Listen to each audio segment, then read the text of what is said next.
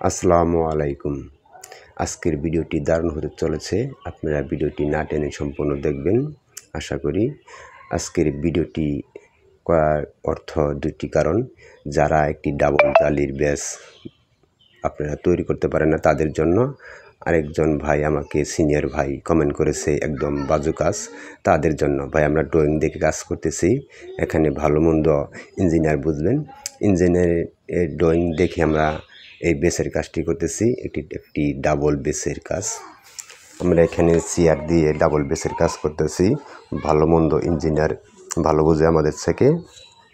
তো দুটি কারণে আজকে আমরা এই ভিডিওটি করেছি। আপনারা ভিডিওর মাধ্যমে যা দেখতে পাচ্ছেন তা সেম ড্রয়িং দেখে আমরা কাজগুলো করতেছি। তো আপনাদের যদি ভিডিওটি ভালো লেগে থাকে তাহলে ভিডিওটি দেখে আপনারা আপনাদের মতামত কমেন্টে জানিয়ে দিবেন। একটি লাইক কমেন্ট শেয়ার করবেন, অবশ্যই চ্যানেলটি সাবস্ক্রাইব করবেন। তো আমাদের এখানে দেখেন চেয়ার বসানো হচ্ছে।